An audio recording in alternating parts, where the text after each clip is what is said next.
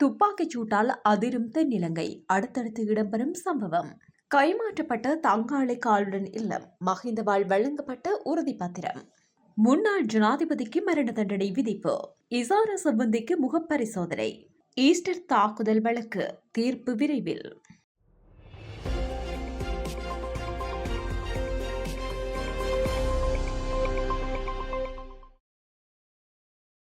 கடுவெல தாங்காளை குடவெல்ல பகுதியில் உள்ள வீடொன்றின் மீது இனந்தெரியாத நபர்கள் துப்பாக்கிச்சூடு நடாத்தியுள்ளதாக போலீசார் தெரிவித்துள்ளனர். குறித்த சம்பவம் நேற்றைய தினம் இரவு இடம்பெற்றுள்ளது. இதில் எந்தவித உயிர் சேதமும் ஏற்படவில்லை என போலீசார் குறிப்பிட்டுள்ளனர். இந்த நிலையில் தாங்காளை போலீசார் மேலதிக விசாரணைகளை முன்னெடுத்து வருகின்றனர். முன்னாள் ஜனாதிபதி மஹிந்த ராஜபக்சவுக்கு சொந்தமான ஹால்டன் இல்லம் கைமாற்றப்பட்டுள்ளதாக தெரியவந்துள்ளது. வலையொலி தளமொன்றில் நடந்த அரசியல் கலந்துரையாடலில் கலந்து கொண்டு கருத்து தெரிவிக்கும் போதே நாமல் ராஜபக்ஷ எம்பி இதனை தெரிவித்துள்ளார். அதில் தொடர்ந்து கருத்து தெரிவித்த அவர், எனக்கு 23 வயது முடிந்து 24 வயது ஆகும்போது நான் நாடாளுமன்றத்திற்கு வந்துவிட்டேன். அன்று முதல் இன்று வரை நேர்த்தியாக சொத்து விபரங்களை சமர்ப்பித்து நாடாளுமன்ற உறுப்பினர்களில் நானும் ஒருவன். அதாவது இந்த சட்டங்கள் வருவதற்கு முன்பே சமர்ப்பித்துள்ளேன். எனக்கு சொந்தமான பெரும்பான்மையான காணிகள் பெற்றோர் மற்றும் குடும்பத்தாரிடமிருந்து கிடைத்தவை. ஏனெனில் சிலர் ராஜபக்சாக்கள் காணிகள் எதுவும் இல்லாத ஏழைகள் என்கின்றனர். நாங்கள் ஒரு அரசியல் குடும்பத்திலிருந்து வந்த பரம்பரை. எனவே பெற்றோரிடமிருந்து கிடைத்த சில சொத்துக்கள் உள்ளன. அதேபோல் நான் ஒரு காலத்தில் ஒரு ஆலோசனை நிறுவனம் ஒன்றை நடத்தினேன். அதை தொடங்கிய விதம் மற்றும் அதற்கு வருமானம் ஈட்டிய விதம், வரி கணக்குகள் உட்பட அனைத்தையும் நான் ஒவ்வொரு வருடமும் சொத்து விவர பிரகடனத்தில் குறிப்பிட்டுள்ளேன். மேலும் அது குறித்து இப்போது 2 அரசாங்கங்களால் சுமார் 7 முதல் 10 வருடங்களாக, அதாவது நல்லாட்சி அரசாங்கம் மற்றும் தற்போதைய அரசாங்கம் என 2015 முதல் 2020 வரை, மீண்டும் 2025 முதல் இன்று வரையிலும் விசாரணைகள் நடத்தப்பட்டு வருகின்றன. எனவே அந்த அனைத்து விடயங்கள் குறித்தும் நான் குறிப்பிட்டுள்ளேன். மேலும் அந்த வருமானம் கிடைத்த விதம் குறித்தும் சுட்டிக்காட்டியுள்ளேன். அத்தோடு நான் பெரும் வர்த்தக குடும்பத்திலே திருமணம் செய்து கொண்டேன். மனைவியின் சொத்துக்கள் நான் சம்பாதித்தவை அல்ல, மனைவியின் குடும்பத்திலிருந்து அவருக்கு கிடைத்தவை. மேலும் அவர்கள் இலங்கையில் சுற்றுலாத்துறையில் இன்று முதல் 5 இடங்களுக்குள் இருக்கின்றார்கள். இப்போது அடுத்த சொத்து விபரங்கள் அறிக்கையில் நிச்சயமாக தங்களை வீடும் அதில் சேர்க்கப்படும். ஏனென்றால் அப்பா அதை எனக்கு கொடுத்து விட்டார். கடந்த வாரமே எழுதப்பட்டது. அரசியல் இல்லம் என்பதால் அது எனக்கு முன்பே தர முயன்ற போது நான் வேண்டாம், அப்பாவிடமே இருக்கட்டும் என்று கூறினேன். ஏனென்றால் ஆயுட்கால உரிமையை வைத்துக் கொண்டு பிள்ளைகளுக்கு சொத்துக்களை எழுத வேண்டும் என்று நம்பும் ஒருவன் நான்.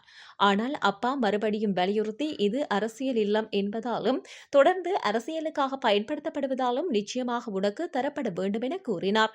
அதனாலே தங்காளை ஹால்டன் இல்லம் எனக்கு வழங்கப்பட்டமைக்கான காரணமாகும் என குறிப்பிட்டுள்ளார்.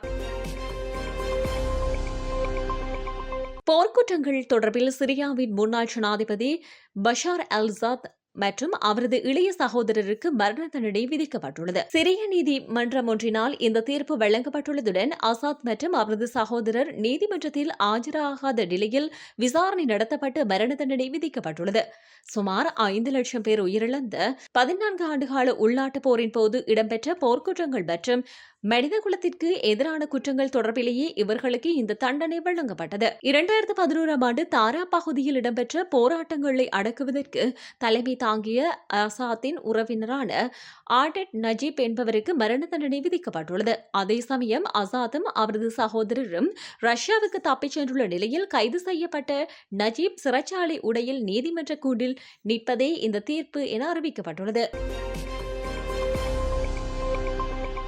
இசாரா செவ்வந்தியை முகப்பரிசோதனைக்காக அரசாங்க பகுப்பாய்வாளரிடம் அனுப்ப அனுமதிக்குமாறு கொழும்பு குற்றப்பிரிவு நீதிமன்றத்திடம் கோரிக்கை விடுத்துள்ளது. குறித்த வழக்கு நேற்றைய தினம் விசாரணைக்கு எடுத்துக் கொள்ளப்பட்ட போதே சந்தேக நபரை எதிர்வரும் 21ஆம் தேதி வரை விளக்கமறியலில் வைக்குமாறு கொழும்பு மேலதிக நீதவான் லியான் வர்ஷவிதான தெரிவித்துள்ளார். சுமார் 9 மாதங்களாக கொழும்பு குற்றப்பிரிவினரால் தடுத்து வைத்து விசாரணைக்கு உட்படுத்தப்பட்டு வந்த சந்தேக நபர் நீதிமன்றில் முன்னிலைப்படுத்தப்பட்ட பின்னர் காவல்துறையினர் சமர்ப்பித்த விடயங்களை பரிசீலித்த நீதவான் இந்த உத்தரவை பிறப்பித்துள்ளார். நேபாளத்திற்கு தப்பிச் சென்றிருந்த நிலையில் கைது செய்யப்பட்டதாக தெரிவிக்கப்படும் குறித்த சந்தேக நபரிடம் கடந்த 2025 ஆண்டு அக்டோபர் மாதம் முதல் மேற்கொள்ளப்பட்ட விசாரணைகளில் பெறப்பட்ட தகவல்கள் மற்றும் ஆதாரங்களின் அடிப்படையில் தயாரிக்கப்பட்ட அறிக்கையொன்றையும் காவல்துறையினர் நீதிமன்றத்தில் சமர்ப்பித்துள்ளதாக தெரிவிக்கப்பட்டுள்ளது.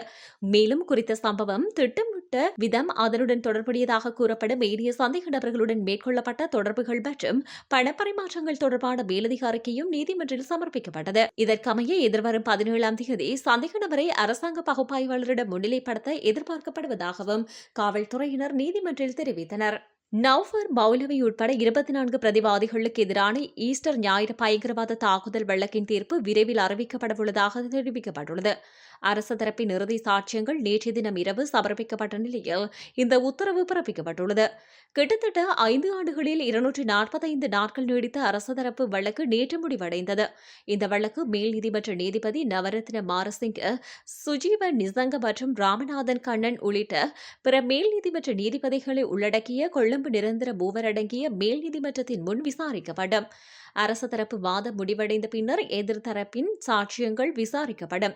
பின்னர் இருதரப்பினரும் தங்களது எழுத்துப்பூர்வ வாதங்களை சமர்ப்பித்த பின்னர் தீர்ப்புக்கான திகதி நிர்ணயிக்கப்படும். ஈஸ்டர் ஞாயிறு தாக்குதல்கள் தொடர்பாக 31 வழக்குகள் பதிவு செய்யப்பட்டுள்ளன. இவற்றில் 5 வழக்குகள் 3 நீதிபதிகள் கொண்ட மேல் நீதிமன்றங்களில் விசாரிக்கப்பட்டு வருகின்றன. இந்த வழக்குகளில் 3 வழக்குகளின் தீர்ப்புகள் ஏற்கனவே அறிவிக்கப்பட்டு குற்றவாளிகளுக்கு தண்டனை விதிக்கப்பட்டுள்ளது. முறையான உளவு தகவல் கிடைத்திருந்ததும் கடமையில் இருந்து தவறியது உள்ளிட்ட 854 குற்றச்சாட்டுகளில் குற்றவாளிகளாக கண்டறியப்பட்ட முன்னாள் பாதுகாப்பு செயலாளர் கேமஸ்ரீ பெர்னாண்டோ மற்றும் முன்னாள் காவல்துறை தலைவர் புஜித் ஜெயசுந்தர ஆகியோர் தங்களுக்கு எதிராக தாக்கல் செய்யப்பட்ட 3 நீதிபதிகள் கொண்ட மேல் நீதிமன்ற வழக்கில் குற்றவாளிகள் என கண்டறியப்பட்டு மரண தண்டனை விதிக்கப்பட்டுள்ளது. மேலும் மாவனில்ல பகுதியில் 7 புத்தர் சிலைகளையும் ஒரு கடவுள் சிலையையும் சேதப்படுத்திய வழக்கில் சப்ரகமுவ மாகாண மேல் நீதிமன்றத்தில் குற்றவாளிகளாக கண்டறியப்பட்ட 11 பிரதிவாதிகளுக்கு தண்டனை விதிக்கப்பட்டுள்ளது. இந்த 3 வழக்குகளின் தீர்ப்புகள் அறிவிக்கப்பட்டுள்ள நிலையில் மேலும் 3 வழக்குகளின் தீர்ப்புகள் அறிவிக்கப்படவுள்ளன. துப்பாக்கிச் சூட்டால் அதிரும் தென்னிலங்கை, அடுத்தடுத்து இடம்பெறும் சம்பவம். கைமாற்றப்பட்ட தங்காளை காலுடன் இல்லம், மஹிந்தவால் வழங்கப்பட்ட உறுதிப்பத்திரம். முன்னாள் ஜனாதிபதிக்கு மரண தண்டனை விதிப்பு, இசார சம்பந்திக்கு முகப்பரிசோதனை. ஈஸ்டர் தாக்குதல் வழக்கு தீர்ப்பு விரைவில்.